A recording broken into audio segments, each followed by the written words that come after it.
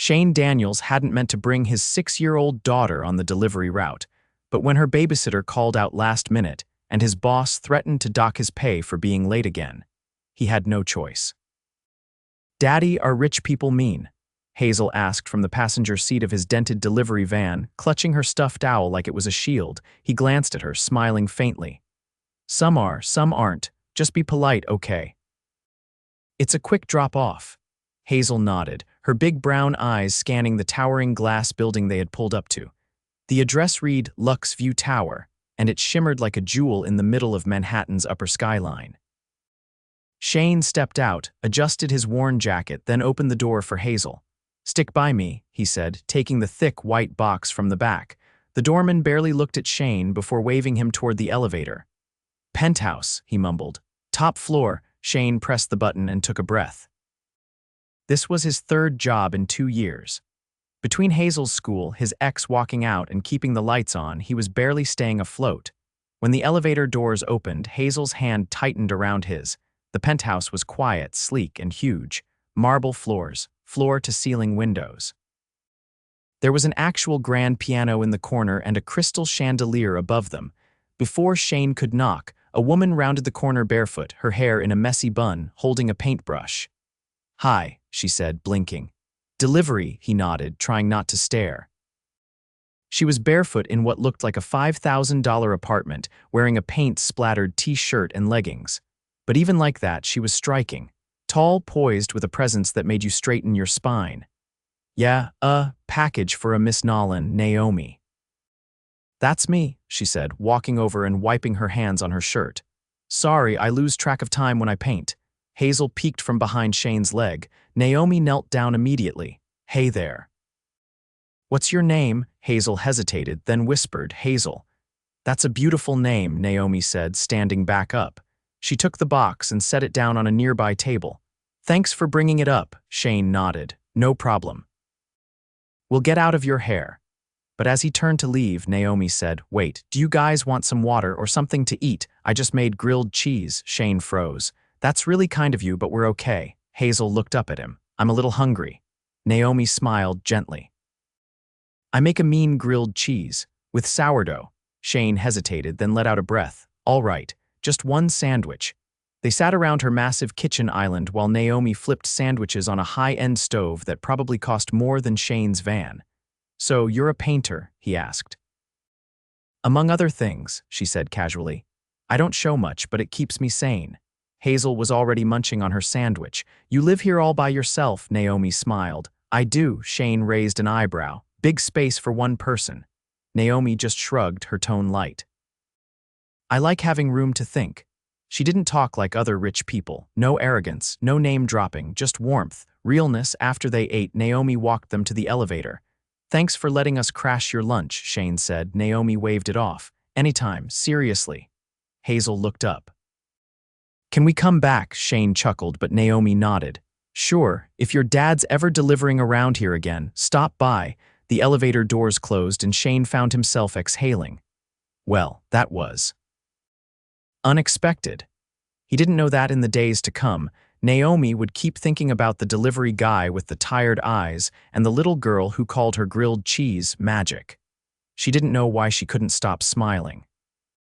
3 days later, Naomi opened her door to find Shane standing there again, box in hand, Hazel by his side. "Hey," he said, slightly out of breath. "This one's for your neighbor, but Hazel insisted we stop by first." Naomi's face lit up. "I'm so glad you did." Hazel ran straight in and flopped onto the plush rug. Naomi crouched beside her and Shane leaned against the doorframe, watching them. "You sure we're not bothering you?" he asked. Naomi stood. "You're not." "Honestly, I like the company." He stepped inside, slower this time, more comfortable. "You always this nice to random delivery guys," she grinned. "Only the ones who bring their daughters and don't look at me like I'm made of gold." Shane tilted his head. "Is that how people usually look at you?" Naomi didn't answer right away. "Sometimes, once they know who I am," he frowned. "And who are you?" She hesitated for a second. "Just Naomi." But she wasn't just Naomi. She was Naomi Lexington, founder of Lex Tech, one of the youngest billionaires in the country. But she didn't say that, not yet. She liked the way Shane looked at her. Like she was a person. The visits became routine. Sometimes Shane had a delivery nearby. Sometimes he didn't but came anyway. Naomi would make lunch. Hazel would draw. Shane would relax for the first time in weeks. They talked about everything except money. He told her about Hazel's favorite bedtime stories, how he used to fix motorcycles before the economy tanked, and how he was trying to find a better job. She told him about her love for art, how her parents pushed her into business, but she found her peace in messy canvases and quiet mornings. One Thursday afternoon, as Hazel napped on Naomi's couch, Shane looked at her. "You know," he said, voice low, "I don't remember the last time I sat down without worrying about rent." Naomi looked at him. "Then sit longer," he smiled faintly. "You're something else, Naomi." She met his eyes. "So are you." Neither of them said it, but the air between them shifted. Late that night, Naomi stood on her balcony, looking out over the city. She had everything: money, power, freedom. But lately, all she wanted was grilled cheese and a tired delivery driver who made her laugh. And she didn't care if he knew she was a billionaire. She just wanted him to keep looking at her like she was real, and Shane, he couldn't stop thinking about her, that smile, that warmth. The way she made Hazel feel safe. He had no idea who she really was, but he was already falling. Naomi stood in front of the canvas, brush poised, eyes distant. The painting was half finished, a riot of color and movement with no real form, just emotion. She hadn't touched it since Tuesday. Her mind hadn't been on paint lately. It had been 5 days since Shane last stopped by. She told herself not to wonder why. Maybe his route changed. Maybe he was busy. Maybe he finally figured out she didn't exactly fit into his world. The doorbell rang. She dropped the brush. When she opened the door, it wasn't Shane. It was a man in a charcoal suit, thin-rimmed glasses, holding a thick leather folder. "Miss Lexington, your legal team asked me to bring the finalized draft of the trust documents, leave them with security," she said, already closing the door. She stood there for a moment, heart sinking. Then she turned, grabbed her coat, and left. Outside, the spring air felt sharp. She walked without a plan, past cafes and brownstones, until she reached a small corner park she hadn't noticed before. There were benches, a few scattered trees, and a modest playground, and on the swings Naomi froze. Hazel saw her first. "Naomi!" Naomi turned in time to see Hazel leap off the swing and race toward her. Shane was a step behind, holding a paper bag and a coffee cup. "I thought you lived on the other side of the city," Naomi said as Hazel hugged her waist tightly. "We do," Shane said cautiously. "But the bus broke down on the way to my sister's, and this park was close. Figured we'd wait here." Naomi looked at Hazel, then at him. "This isn't a coincidence." He held up the coffee. "I was gonna call, but I wasn't sure if that's okay." "It is," she said, softer than she meant. They sat at a bench while Hazel returned to the swings. Shane handed her the second coffee. "No soy milk," he said. "Wasn't sure what you liked." "I like this," she said. "Whatever it is." They sat in silence before Naomi asked, "Do you ever stop moving?" He laughed under his breath. "Not really. Between school drop-offs, work, chasing jobs, downtime's a luxury." Naomi wrapped her fingers around the cup. "What would you do if you had it, honestly?" he asked. "I'd fix up my dad's old motorcycle. It's in pieces in my garage. Been there since before Hazel was born." "Why haven't you?" "Tools cost money. Time costs more." She studied him. "You're good with your hands." He raised an eyebrow. That a question or a compliment? Her lips curved. "Both," he chuckled. "Yeah, I used to build things. Engines, cabinets. Even made Hazel's crib. But now you deliver boxes." "Now I deliver boxes." She looked away toward Hazel. "You ever think about building again?" "All the time, just not sure where to start." Naomi leaned forward. "What if I said I knew someone who needed custom bookshelves?" He narrowed his eyes. "Are you offering me work?" "I'm offering you a project. Paid, obviously." He hesitated. "You don't have to do that." "I know," she said, "but I want to." He looked at her for a long moment. "What's the catch?" "No catch, except I get to pick the wood." He gave a slow nod. "All right, deal." Hazel came running back. "Can we get ice cream?" Naomi looked at Shane. He shrugged. "We've got $20 and nowhere to be. Why not?" "Let me," Naomi said. He started to protest, but she was already pulling her wallet. "Just don't tell me how much it costs," he muttered. "Deal." They walked to a nearby shop, Hazel skipping ahead. Naomi ordered 3 cones without blinking at the price. Shane watched her, frowning slightly. You always do that. Do what? Buy things without checking the price. She licked her cone. Some things are worth whatever they cost. They walked in silence, the air filled with the sound of melting ice cream and Hazel's giggles as she spotted a dog with a bow tie. Eventually, Shane asked, "Can I ask you something?" "Of course." "Why are you always alone in that apartment?" She stopped walking. "That's a personal question." "You don't have to answer." She looked down at the sidewalk. "I used to think being alone meant I was strong. That I didn't need anyone. And now," she met his eyes, "now I'm not so sure." He nodded once. Then they kept walking. By the time the sun dipped low, Shane had received a call from his sister, and Naomi offered to drive them back. Her driver pulled up in a sleek black SUV, and Shane did a double take. "I thought you said you didn't have a car." "I said I didn't drive." Hazel climbed in first, munching the last of her cone. As they pulled away from the curb, Shane looked at her sideways. "Who are you, Naomi?" She looked out the window. "Someone who's tired of pretending." He didn't press her.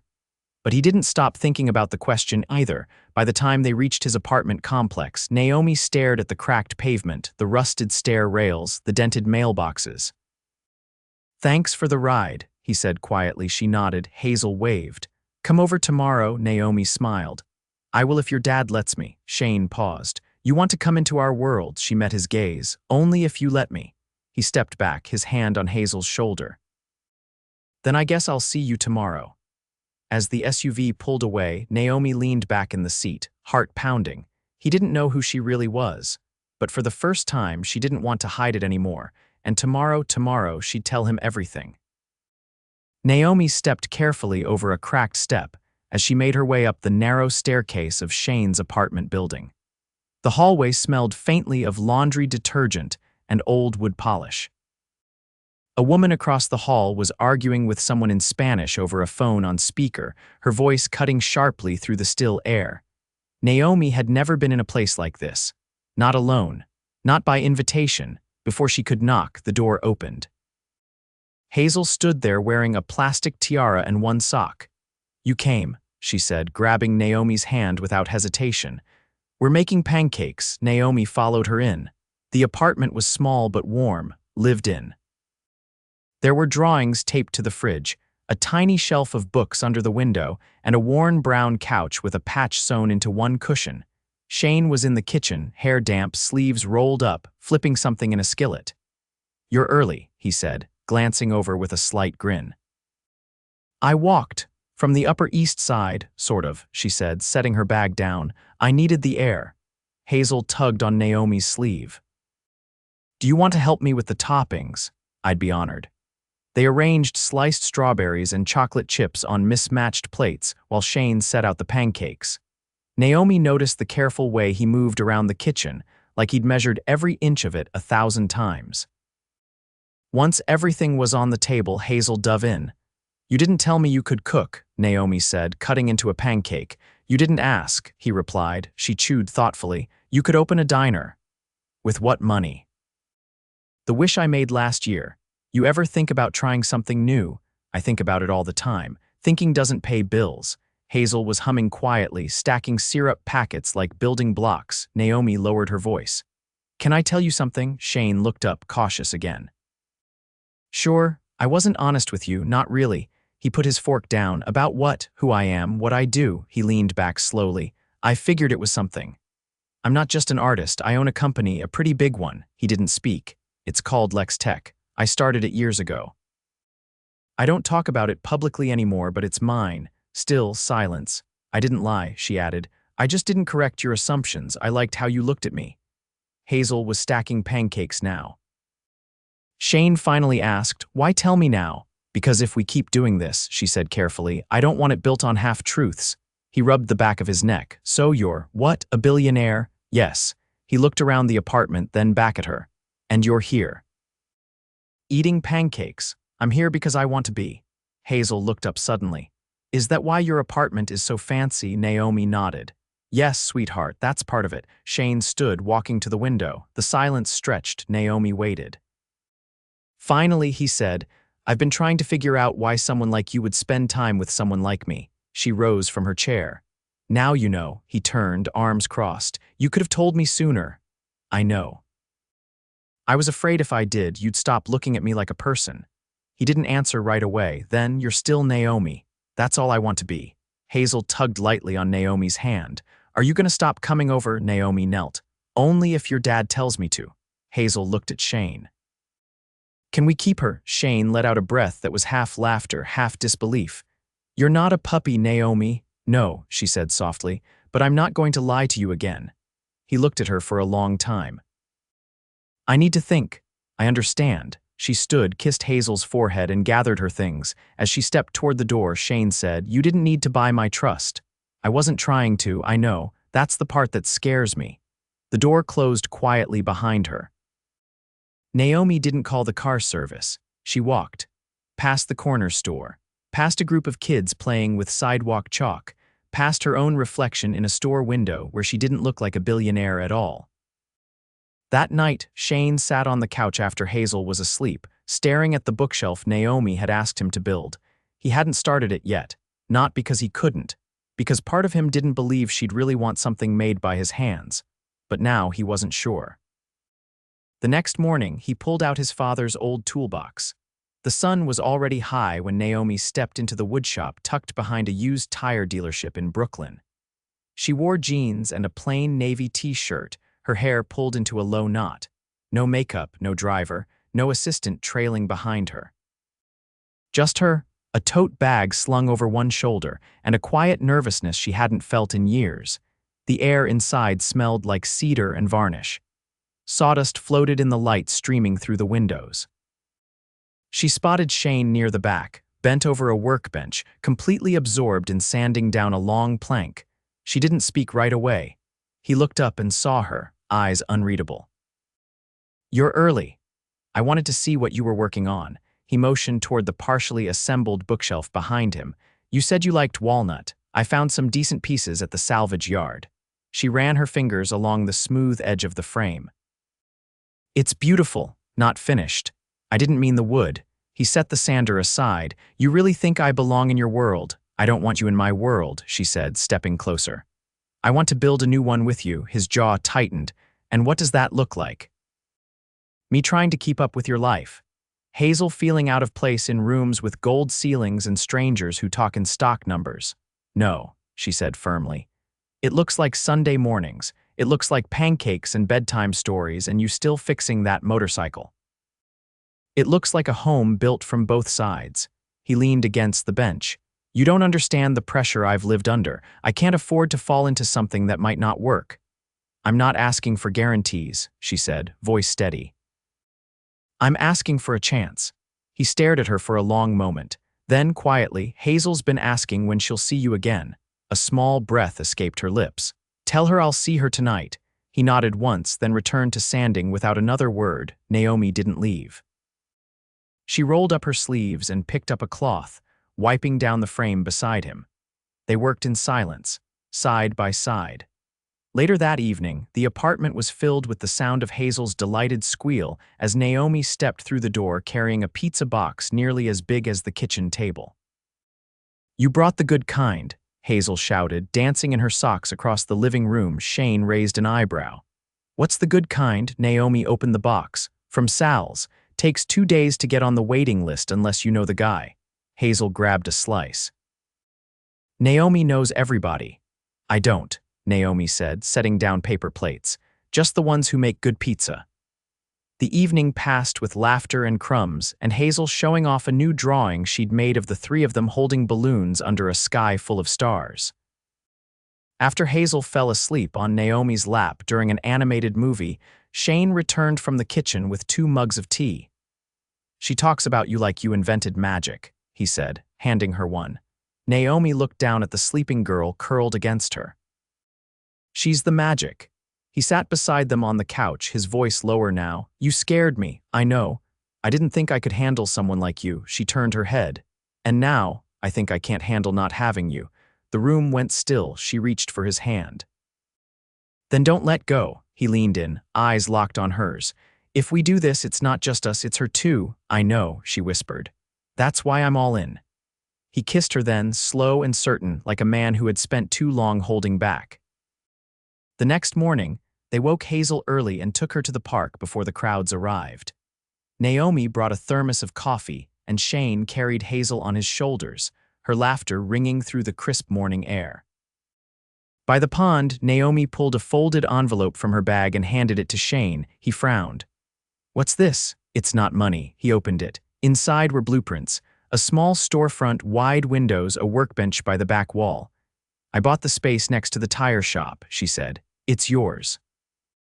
For your builds, no strings, no pressure, just a key." He stared at the paper, silent. "You said you didn't know where to start," she said, "so I found a place you can." Hazel tugged on his arm. "Does this mean Daddy gets to make furniture all the time now?" He looked at Naomi, voice thick.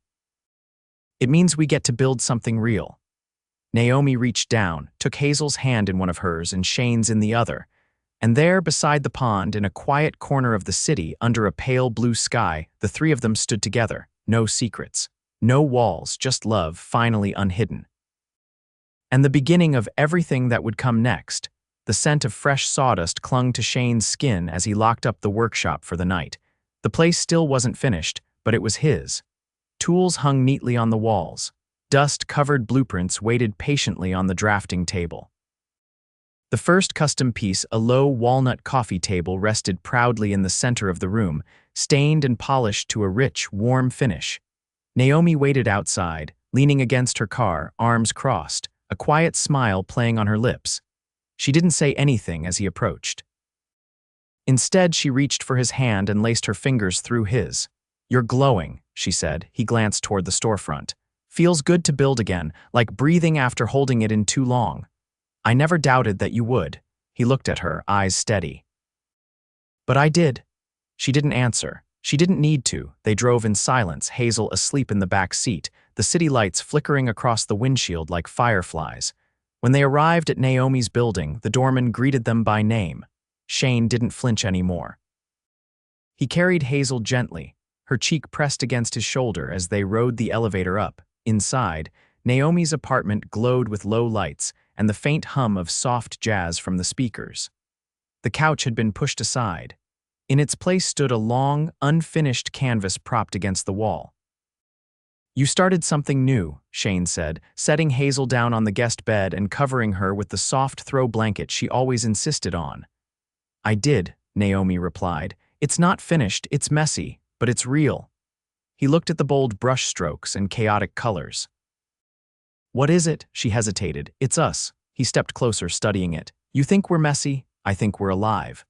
"Is that supposed to scare me?" "No," she said, her voice quiet. "It scares me, but I want it anyway." He reached out, brushing a strand of hair behind her ear. "Then we're in the same boat." Later, as they sat on the floor with glasses of wine and an open window letting in the city breeze, Naomi turned to him. "My board wants me to go back to the company full-time. They think I'm distracted." Shane raised an eyebrow. "Are you?" "I was," she admitted. "But not because of you, because I forgot why I started it in the first place. And now I want to run it my way, not theirs." He swirled the wine in his glass, thoughtful. "You're about to shake a lot of things up." "I already have," she said. "I told them I'm restructuring. We're launching a mentorship program for small business owners. Real ones, people like you." He turned his head. "People like me, people who build with their hands, who don't have a safety net, who just need someone to believe in them." He set his glass down. "You didn't have to do that for me." "I didn't. I did it because someone once gave me a shot when no one else did. I've just been too busy pretending to be untouchable to remember what that felt like." He leaned in slowly, their foreheads resting together. "You're not untouchable." "Good," she whispered. "Because I want to be held." In the months that followed, life changed, but not in the way Shane had feared. It didn't become a parade of charity galas and forced smiles. Instead, it became a rhythm. Hazel split her time between school, Shane's shop, and Naomi's studio, where she'd sit cross-legged on the floor and critique her brushwork with absolute seriousness. Their weekends were spent in old bookstores and hardware stores. Shane taught Naomi how to refinish wood. Naomi taught Shane how to slow down without guilt. They cooked, they danced, they argued over paint colors and wall sconces, but they always came back together. One evening, as summer settled in, Shane found Naomi sitting on the rooftop of her building, barefoot, a mug of tea in her hands.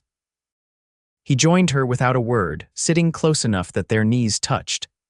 "I didn't think I'd ever feel like I had a real home again," he said after a long pause. "You do now," she replied. He pulled a small box from his pocket and set it on the ledge between them. She didn't move. "It's not a diamond," he said. "It's a walnut band. I made it. Took me 3 tries to get the curve right." She opened the box slowly. Inside was a simple ring, smooth, polished, unmistakably handcrafted. "It's perfect," she said. He took it out and slipped it onto her finger. "So are you?" She looked at him, eyes wet. "Ask me. Will you marry me?" "Yes," she whispered, wrapping her arms around his neck. 1,000 times yes. They didn't throw a grand wedding. Instead, they held a small ceremony in the workshop, with Hazel as the flower girl and Naomi's canvas as their backdrop. The guests were friends, neighbors, and a few stubborn board members she'd come to tolerate. Hazel stood between them as they said their vows. When the officiant pronounced them husband and wife, Hazel shouted, "Finally!" and tossed the last of the petals into the air. Their first dance wasn't choreographed. It was clumsy, barefoot, and full of laughter as they swayed in the sawdust-covered room, the scent of wood and paint thick in the air. That night, as they lay curled in bed, Naomi traced the curve of Shane's shoulder. "You still think we're messy?" she asked. "I think we're art," he whispered. They fell asleep with the windows open, the city humming quietly below them, and a future wide and waiting. Years later, Naomi's canvas still hung in the workshop. Hazel, now taller, sharper, endlessly curious, added her own paintings beside it. Shane's shop expanded into the second unit. Naomi's company flourished under the new vision, but it was never about the money. Not anymore. It was about pancakes on Sundays, the smell of cedar in the air, the sound of laughter echoing through a space they built together, and a love that was never about what they had, only who they were. Together,